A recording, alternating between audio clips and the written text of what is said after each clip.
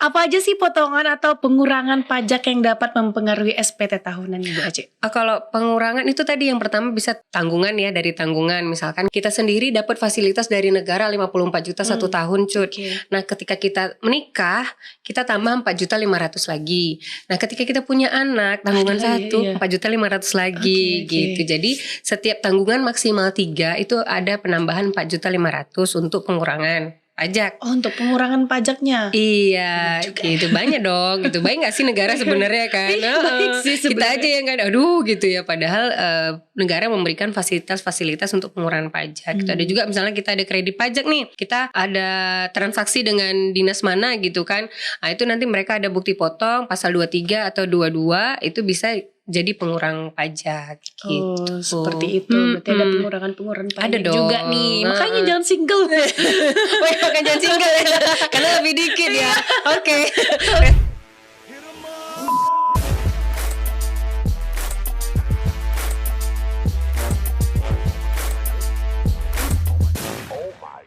Assalamualaikum warahmatullahi wabarakatuh. Hai Sobat Kominfo, kembali lagi bersama saya Dwi Cuddiana Putri dalam podcast Diskominfotik Provinsi Riau. Nah hari ini Sobat Kominfo kita ganti jadi kawan pajak gimana? Kita akan bahas ini tentang SPT tahunan, khususnya terkait dengan kewajiban orang pribadi karyawan dalam hal pelaporan SPT tahunan. Nah gimana nih Sobat Kominfo atau kawan pajak, udah bayar belum? Dan hari ini kita kedatangan tamu spesial tentunya dari Kanwil DJP Riau, yaitu Ibu Ika Desi Andriani Batubara, atau yang lebih akrab disapa Bu Ace. Halo Bu Ace, selamat pagi. Halo Icut. Halo Sobat Kominfo dan halo, kawan pajak ya. Iya dari kawan pajak. Biasanya sih kawan pajak kawan gitu. Pajak iya. Kalau di Kominfo Sobat Kominfo. Oke. Kita bakal berbahas-bahas tentang untuk pertanyaan dasar nih Bu Ace nih, yaitu apa yang dimaksud dengan SPT tahunan? Mungkin teman-teman ada yang nggak ngerti gitu. Iya, ngomong-ngomong SPT tahunan apa nih? SPT tahunan nggak tahu gitu ya. Nah SPT itu sebenarnya singkatan dari surat pemberitahuan. Nah namanya surat. Jadi surat ini isinya apa? Isinya melaporkan penghasilan kita yang objek pajak atau bukan objek pajak, itu bisa juga. Terus laporin apa lagi nih gitu kan, harta, utang gitu. Jadi kadang-kadang wajib-wajib pajak ya masyarakat mikirnya lapor SPT tuh harus bayar gitu. Jadi sebenarnya tuh hanya melaporkan dulu, dilaporkan aja berapa penghasilannya, ada hartanya, ada hutangnya. Jadi harta banyak-banyak nanti nih kena pajak gitu. Iya banyak ya, biasanya gitu. Iya. Seperti itu. Jadi mau lapor lah. Nggak mau lapor deh aja. Padahal kita sebagai wajib pajak yang punya NPWP itu wajib Cut. Oke. Ya Sobat Kominfo tuh wajib kita harus lapor SPT tahunan. Apalagi ini udah mulai memasuki bulan-bulan SPT nih gitu. Iya benar sekali. Iya. Nah, karena kan setelah habis tahun pajak, jadi dari Januari sampai Desember 2023, lapor itu paling lambat tuh tanggal 31 Maret nanti. Tanggal jadi 31 Maret. Jadi sekarang tuh udah bisa lapor gitu. Oke, Sobat Kominfo jangan lupa ya lapor nih kekayaan dan utang-utang juga. Dan gitu. utang-utang, waduh, ini utang-utang juga harus dilaporkan karena terakhir tanggal 31 Maret 2024. Iya, kalau misalnya nggak lapor gimana tuh Bu Desi? Kalau misalkan nggak lapor, ada sanksi ya 100.000 kalau untuk karyawan yang tuh orang pribadi. Jadi tapi 100.000 ini nggak main bayar-bayar gitu aja Cut gitu. Jadi kita harus ada STP namanya surat tagihan pajak yang dikeluarkan oleh DJP. Nanti setelah itu ada nomornya, baru itu bisa dibayar. Tapi kalau belum ada surat itu, kita tidak ada sarana untuk membayar gitu. Oke. Penghasilan seperti apakah yang wajib banget nih dilaporin. Gitu? Jadi ada 4 penghasilan. Iya. Jadi yang pertama penghasilan sehubungan dengan pekerjaan. Kayak kita nih, kita sebagai karyawan gitu kan, kita sebagai konsultan, kita sebagai dokter gitu.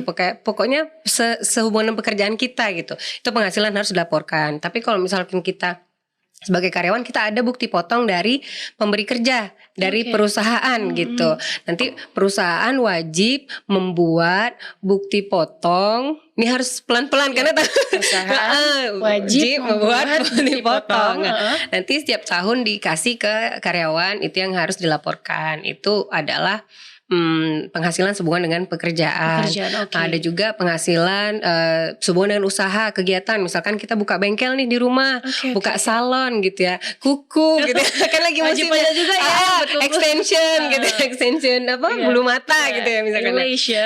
Itu harus kita laporkan juga gitu. Misalkan nih Icut sebagai karyawan tapi di rumah juga ada usahanya gitu. Itu tetap influencer dong berarti. Iya, bisa laporin influencer kalau itu menghasilkan gitu. Terus ada juga tuh satu lagi lupa penghasilan dari modal. Harta bergerak atau tidak bergerak. Misalkan kita di harta tidak bergerak, misalkan kita punya rumah nih kos-kosan, punya rumah kayak kos-kosan, terus kita punya mobil tapi disewain. Kan ada kan direntalin gitu. Harus lapor juga. Iya dong, namanya penghasilan gitu. Karena itu merupakan tambahan kemampuan ekonomis buat kita kan gitu. Nah yang keempat itu misalkan kita dapat hadiah, penghasilan lain-lain. Kalau misalnya dapat hadiah kan kita kayak undian, dapat undian atau pembebasan hutang. Nah, itu juga tetap harus dilaporkan. Waduh, gimana jadi jangan takut selama benar harta yang kita terima itu jelas gitu kan. Itu enggak usah takut. Kadang-kadang memang kalau udah dengar pajak nih jadi takut ya. Jadi takut emang Cut gitu. Ini nanti punya kos-kosan 10 pintu berapa ya? Ini bisa habis juga enggak untungnya gitu. Kebanyakan mikirnya gitu ya. Karena Bu Aci, karena kebanyakan kan orang kalau misalnya ya kayak influencer tadi aja gitu kan.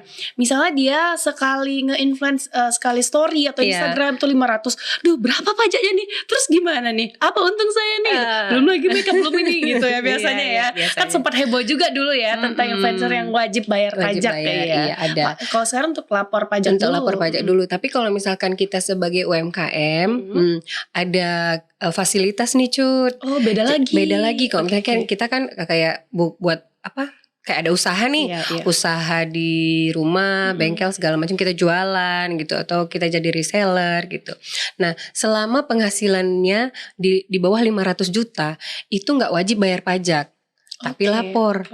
Kenapa harus lapor? Karena DJP harus tahu nih berapa penghasilannya gitu kan. Kalau misalnya saya di bawah 500 juta udah nggak usah bayar pajak kan, tapi nggak usah lapor ya nggak boleh gitu. Wajib lapor karena kita harus tahu bener nih penghasilannya di bawah 500 juta. Ternyata ketika kita lihat laporannya, oh iya bener gitu, cuman 300 juta gitu. Berarti dia tetap lapor tapi nggak bayar. Itu berarti jatuhnya pajak pribadi. Pajak pribadi iya. Kalau yang untuk kita karyawan ini gimana? Pribadi juga. Pribadi juga berarti. Iya, sama-sama pribadi gitu. Wajib lapor ya. Wajib lapor. Kalau untuk pajaknya nanti dulu gitu. Iya, ketika ada kurang bayar baru dibayar gitu. Oke.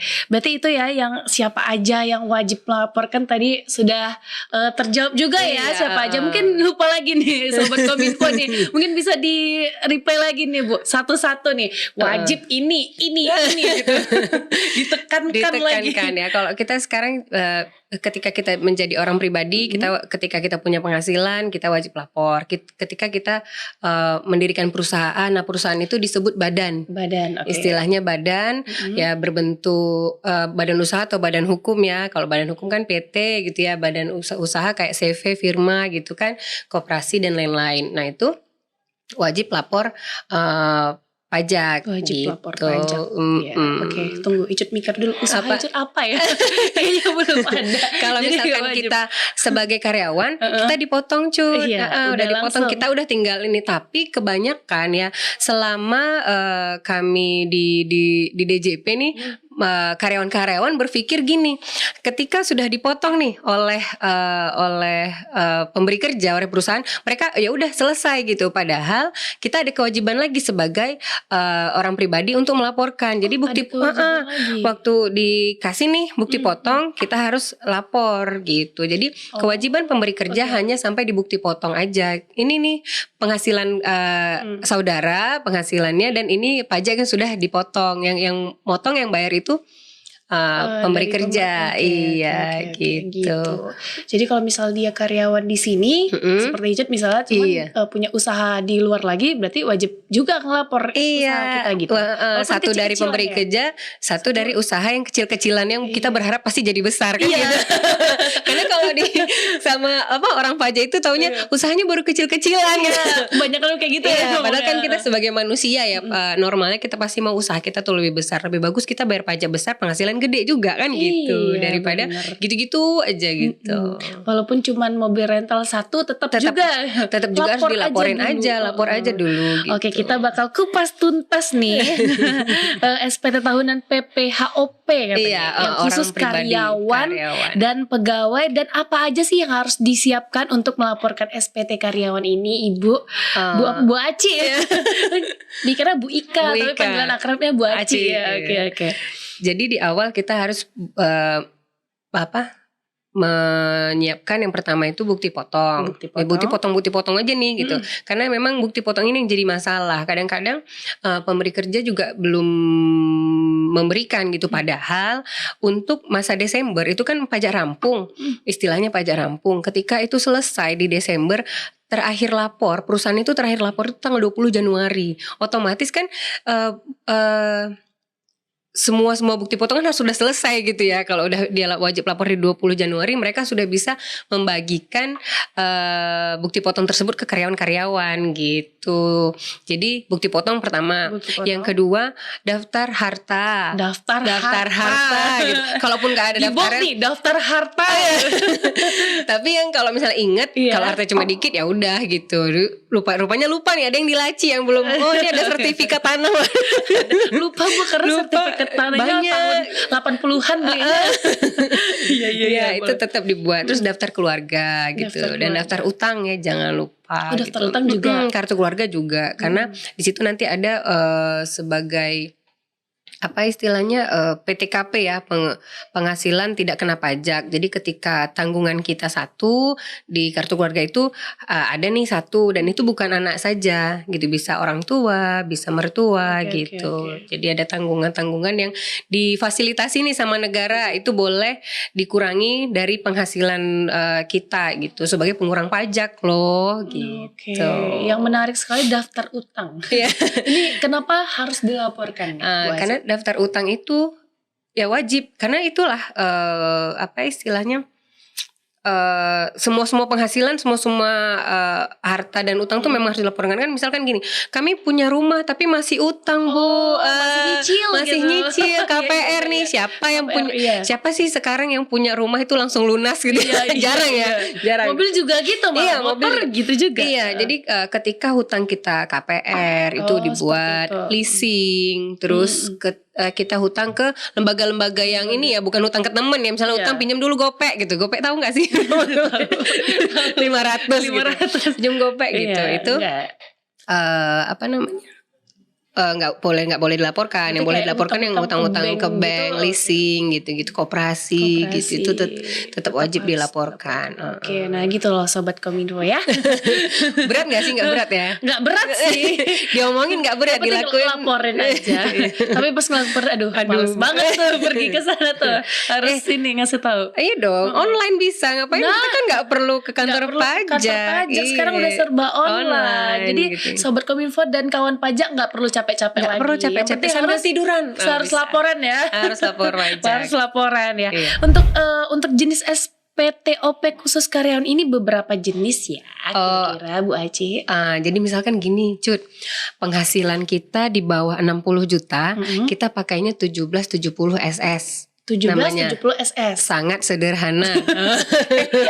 1770 SS. Jadi sebenarnya nggak perlu dihafal. Jadi ketika kita udah masuk ke DJP online nih kan, udah masuk ke aplikasi, ke web, kita jawab aja pertanyaan, apakah penghasilan Anda di bawah kurang dari 60 juta. Ketika kita buat iya, formulirnya itu langsung menyesuaikan gitu. Kita nggak perlu, aduh aku pakai S atau SS ya, S-nya 1 atau 2 ya.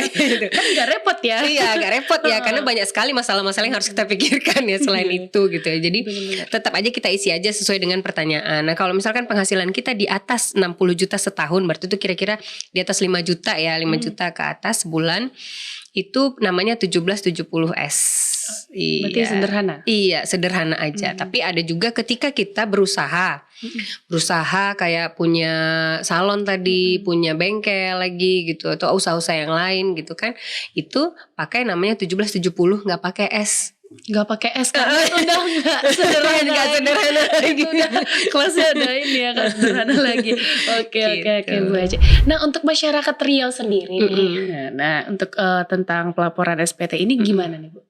Eh, Sudah Sudah berapa persen lumayan mereka sih, melaporkan? iya, karena tiap hari Minggu, Oh, ya. hari Minggu di depan kantor Kanwil DJP Riau, Iya. di setiap CFD tuh Cut, Iya. itu kita melayani permohonan Evin, permohonan ya lupa Evin sama lapor pajak bisa juga Lapor di situ. pajak, Iya, oke. jadi kalau misalkan kita sambil jalan-jalan nih ya, tapi ya olahraga kuliner juga, lapor SPT juga Bener. gitu. Ada Jadi cara bisa- lagi nih ya. Ada cara lagi, kita sambil jalan-jalan sama keluarga itu bisa di situ gitu. Jadi kami melihat antusiasnya di situ tuh lumayan. Jadi ketika lewat, oh iya dia baru ingat nih. Iya. Belum lapor. Belum lapor gitu. Tapi lihat ada balon-balon, terus Iya, ada iya, relawan-relawan pajak yang cantik-cantik gitu ya Aduh. kan. Jadi kayak lapor aja gitu. Jadi kesana tuh jadi lebih nyaman mungkin ya. Lebih, Kami iya. berusaha untuk melakukan pelayanan yang baik begitu. Nah, Sobat Kominfo dan kawan pajak. Jadi kalau misalnya emang lupa dari handphone ya, kalau lagi Car Free Day, jajanan gitu, olahraga kan jajan terus lupa uangnya. Uangnya ini bisa nggak ya untuk bayar pajak gitu. Mikirnya ke sana, nggak bercanda ya Sobat Kominfo ya. Jadi bisa nih di area Car Free Day juga ada ya untuk Ada. ini apa lapor pajak dan pajak yang SPT. lain-lainnya. Iya, gitu. misalnya Nah, ada mau tanya-tanya konsultasi yang ringan ya Iya. terkait apa sih, saya mau mengaktifkan lagi NPWP bisa enggak? Oh iya, Kita kasih NPWP, tahu iya. gitu-gitu. kalau aktifin lagi bisa. Kayaknya Icut Bisa. ini juga mati. Iya. Gak bercanda ya Sobat Kominfo. Nah, apa aja sih potongan atau pengurangan pajak yang dapat mempengaruhi SPT tahunan Ibu Aci? Kalau pengurangan itu tadi yang pertama bisa tanggungan ya, dari tanggungan. Misalkan kita sendiri dapat fasilitas dari negara 54 juta satu tahun Cut. Oke. Nah ketika kita menikah kita tambah 4.500.000 lagi. Nah ketika kita punya anak tanggungan Ada, satu iya. 4.500.000 lagi Oke, oke. gitu. Jadi setiap tanggungan maksimal 3 itu ada penambahan 4.500.000 untuk pengurangan pajak. Oh, untuk pengurangan pajaknya. Iya, gitu banyak dong, gitu baik nggak sih negara sebenarnya kan? Iya, baik sih Kita sebenarnya. aja yang kan, aduh gitu ya. Padahal negara memberikan fasilitas-fasilitas untuk pengurangan pajak. Gitu. Ada juga misalnya kita ada kredit pajak nih, kita ada transaksi dengan dinas mana gitu kan? Nah itu nanti mereka ada bukti potong pasal 23 atau 22 itu bisa jadi pengurang pajak gitu. Oh, seperti itu. Berarti ada pengurangan pajak Ada dong. juga nih. Makanya jangan single. Wah, makan jangan single ya. Karena lebih dikit ya. Oke. Resolusi 2024. Bener banget Bu Aci. Nah, untuk pengisian dokumennya apa aja sih yang perlu dipersiapkan oleh Sobat Kominfo dan kawan pajak nih Bu Aci? Iya, yang tadi pertama kalau misalkan kita punya usaha, kita harus mencatat omset kita dari Januari sampai Desember Cut. Catat Jangan omset lupa ya. catat omset ya. Omset itu termasuk modal dan keuntungan. Nah, gitu. Iya, Jadi bukan laba aja, bukan untungnya aja gitu. Tetap kita catat. Yang kedua misalnya kita ada pekerjaan dengan dengan dinas-dinas lain terkait, misalkan ada bukti potong, itu Iya. tetap kita sampaikan gitu. Jadi satu lagi tuh tadi daftar harta utang gitu. Harta utang. Iya. Jangan lupa. Jangan lupa. Hutangnya jangan lupa dimasukin ya. Iya. Berarti dokumen-dokumen itu. Terus Sobat Kominfo juga bisa lihat ya di aplikasinya apa aja. Iya bisa. Jadi persyaratannya apa aja. boleh gitu. Install aplikasi M-Pajak juga tuh bisa. Ada namanya aplikasi kita M-Pajak. Itu boleh di-download di Smartphone iOS ya. ada juga ya. iOS di ini Android apalagi itu bisa. Iya, apalagi ya. Apalagi ya. Nah itu dia Ketersediaan. Sobat Kominfo. Jangan lupa kalian lapor pajak. Dan Ibu Aci, karena waktu kita sudah mulai sepertinya Sudah nih. selesai ya. Ya kok cepet, Ya, cepet banget. Kalau ngobrol sama Icun gak kerasa ya. Tapi kita Bu Aci harus memberikan kesan dan pesan nih. Pesan yang paling Pesan penting ya, ya Pak. untuk Sobat Kominfo dan kawan pajak. Silakan. Iya, halo kawan pajak, jangan lupa lapor SPT karena ini sudah memasuki bulan-bulan SPT SPT, jangan lupa juga minta bukti potong ke pemberi kerja perusahaan tempat kawan pajak bekerja untuk dilaporkan SPT-nya. Pajak kuat, APBN sehat. Oke, luar biasa sekali. Pajak kuat, APBN sehat. Jadi buat Sobat Kominfo jangan lupa lapor SPT segera ya Bu Aci ya. Oke, sudah selesai kita dan jangan lupa terus saksikan podcast Diskominfotik Provinsi Riau di YouTube channel kita Diskominfotik Provinsi Riau. Saya Cudiana Putri dan Bu Acik mohon berdiri. Wassalamualaikum warahmatullahi wabarakatuh. Sampai jumpa.